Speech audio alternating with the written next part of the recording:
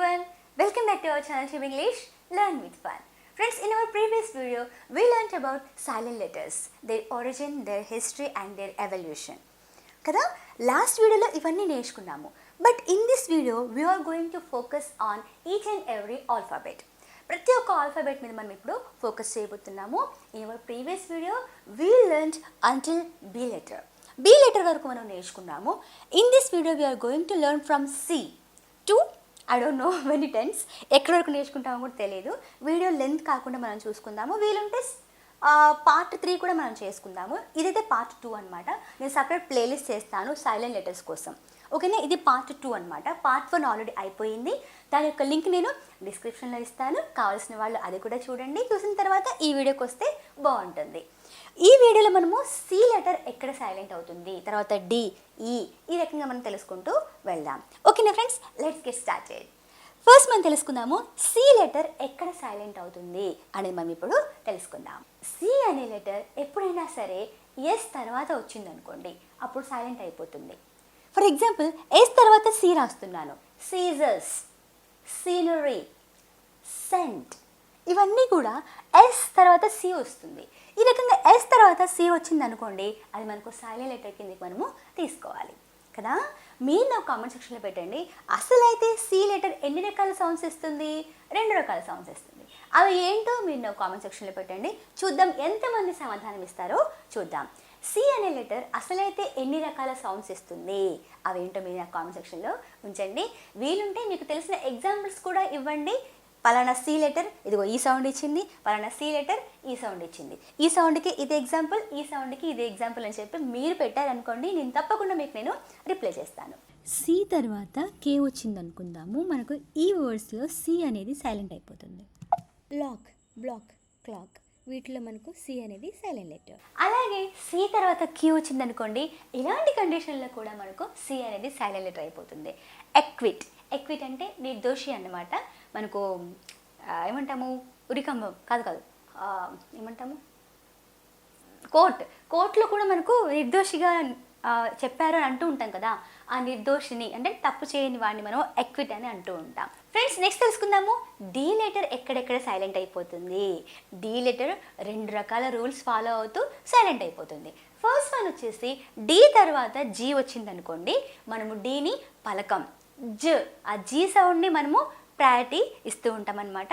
అది ఎగ్జాంపుల్ వచ్చేసి knowledge, bridge, fridge, edge, వీటన్నిటిలో కూడా మనకు డి ఉంటుంది స్పెల్లింగ్ రాసేటప్పుడు, కానీ మనము జ సౌండ్ తీసుకుంటాము, ఎందుకంటే డి తర్వాత జీ వచ్చింది కాబట్టి.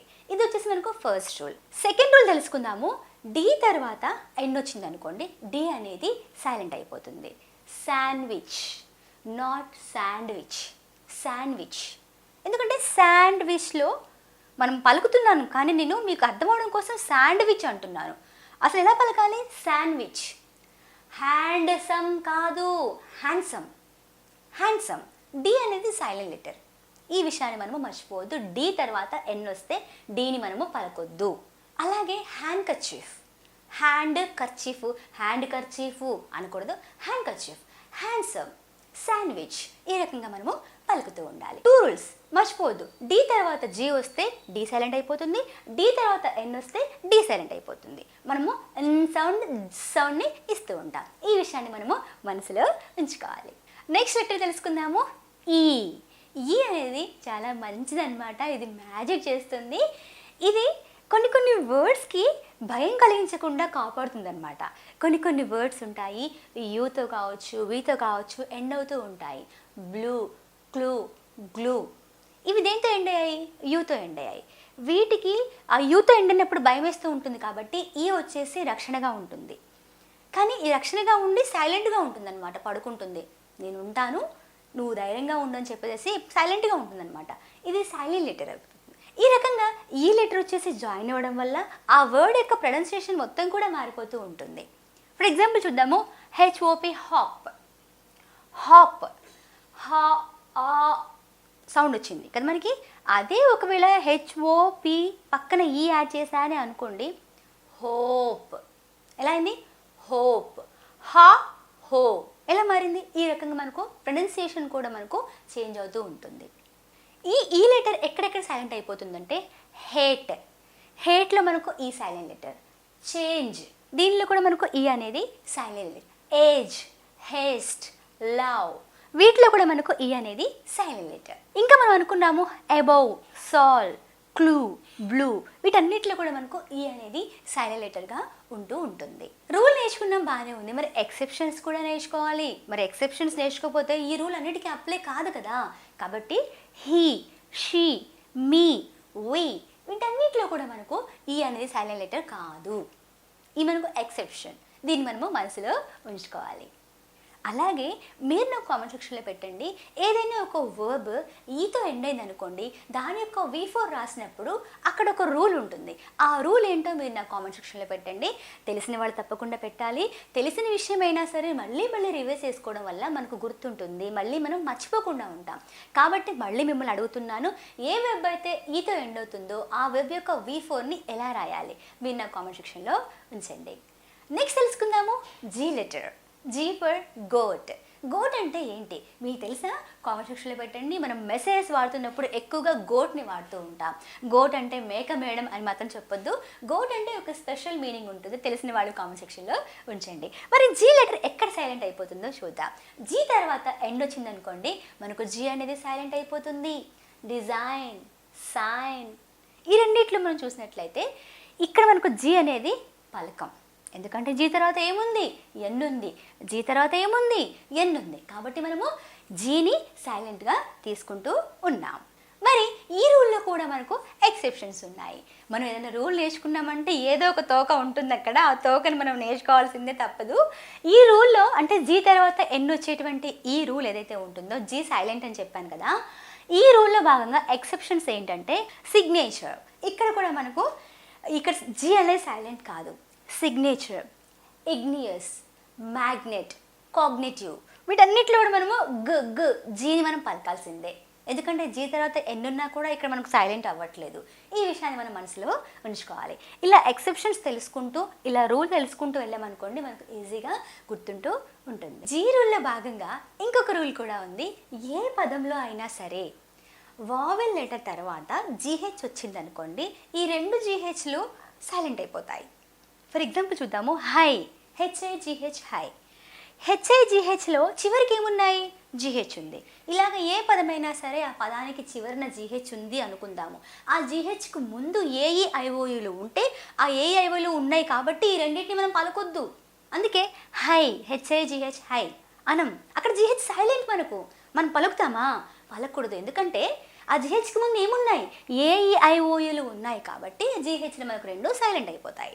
మళ్ళీ ఇక్కడ ఎక్సెప్షన్స్ ఉన్నాయి. ఏంటవి? Laugh, cough, tough. ఇక్కడికి రాగానే ఈ జీహెచ్ వచ్చేసి మాయ చేసి మంత్రం చేసి ఉఫ్ సౌండ్ ఇస్తుంది. ఉఫ్ సౌండ్ అనమాట. ఉఫ్ సౌండ్ ఇస్తుంది అంటే అర్థం ఏంటి? Tough, laugh, cough. ఈ రకంగా మనకు ఫ సౌండ్ వస్తూ ఉంటుంది జీహెచ్. చూసారా? ఒకప్పుడు తీసుకుంటేనేమో అంటే ఏఐవే ఉందనుకోండి సైలెంట్ అయిపోతుంది. కానీ ఎక్సెప్షన్ తీసుకున్నాం. ఈ ఎక్సెప్షన్లో భాగంగా లాఫ్, కాఫ్, టఫ్, వీటిలో మాత్రం మనకు ఎటువంటి సౌండ్ అంటే ఫా సౌండ్ ఇస్తుంది అనమాట. మనం ఈ విషయాన్ని మనసులో ఉంచుకోవాలి. నెక్స్ట్ లెటర్ వచ్చేసి లెటర్ హెచ్. డబ్ల్యూ తర్వాత మనకు హెచ్ వచ్చింది అనుకుందాం. అలాంటి కండిషన్లో మనకు హెచ్ అనేది సైలెంట్ అయిపోతుంది. హెచ్ పలకదనమాట. అంటే అర్థం ఏంటంటే, ఇప్పుడు డబ్ల్యూ ఎగ్జాంపుల్ నేను వైఫ్ తీసుకుందాం అనుకుందాం. వైఫ్ కొంచెం ఎక్కడైనా ఒక దగ్గర కొంచెం ఏమంటాము మాట గుప్పిలో పెట్టుకునేటువంటి వైఫ్ ఉంటుందన్నమాట. ఎగ్జాంపుల్ చెప్తున్నాను, వేరేలాగా అనుకోకండి. డబ్ల్యూ ఉన్నప్పుడు హెచ్ పలకదు, అంటే హస్బెండ్ పలకడనమాట. అమ్మగారింటికి వెళ్ళినప్పుడు హస్బెండ్ మాట్లాడు, వైఫే మాట్లాడుతుంది, వైఫ్దే నడుస్తుంది. సో ఇక్కడ ఇలా గుర్తుపెట్టుకుందాము. డబ్ల్యూ కాంబినేషన్తో హెచ్ వచ్చింది అనుకుందాము. అలాంటి కండిషన్లో హెచ్ అనేది సైలెంట్ అయిపోతుంది. అప్పుడు మనము డబ్ల్యూదే రాజ్యం అనమాట. డబ్ల్యూ సౌండే వస్తుంది, హెచ్ సౌండ్ రాదు, హస్బెండ్ మాట్లాడు అనమాట. ఇలాంటి condition. So why, WHY, why, where, when, what, వీటన్నిటిలో కూడా హెచ్ పలకడు, హస్బెండ్ అన్నవాడు పలకడు. హెచ్ సైలెంట్గా ఉంటుంది డబ్ల్యూ కాంబినేషన్ తోటి. వైఫ్ ఉన్నప్పుడు వైఫ్దే రాజ్యం అని జస్ట్ ఎగ్జాంపుల్గా చెప్తున్నాను, వేరేలాగా మీరు అనుకోవద్దు.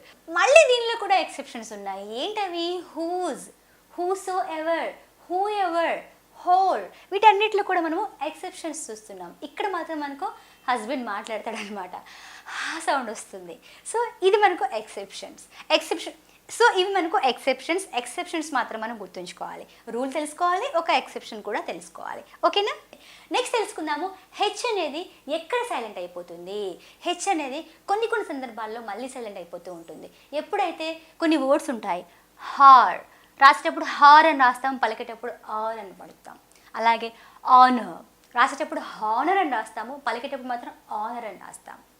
ఆనర్, ఆనెస్ట్, ఇలాంటి వర్డ్స్లో మనకు హెచ్ అనేది సైలెంట్ అయిపోతూ ఉంటుంది. వీటిలో కొన్ని ఎక్సెప్షన్స్ ఉన్నాయి. హెచ్ సౌండ్స్లలో హెయిర్, హ్యాపీ, హిస్టరీ ఇలాంటి వర్డ్స్లో మనం తీసుకున్నట్లయితే హెచ్ అనేది పలుకుతూ ఉంటుంది. కొన్ని వర్డ్స్ ఉంటాయి చాలా స్పెషల్గా ఉంటాయి. ఇలాంటి వర్డ్స్ పలికినప్పుడు కొన్ని లెటర్స్ని మనం ఆమిట్ చేస్తాం. ఎలాగా చూద్దాము. ఎకో, సి తర్వాత హెచ్ వచ్చింది. ఇక్కడ మనం ఏంటంటే హెచ్ని మనము పలకట్లేదు. అలాగే ఘోస్ట్ అని తీసుకున్నాం అనుకోండి, దీనిలో మనకు GHOST ఘోస్ట్ కదా, ఈ హెచ్ని మనం పలకం, ఘోస్ట్ అంటాం.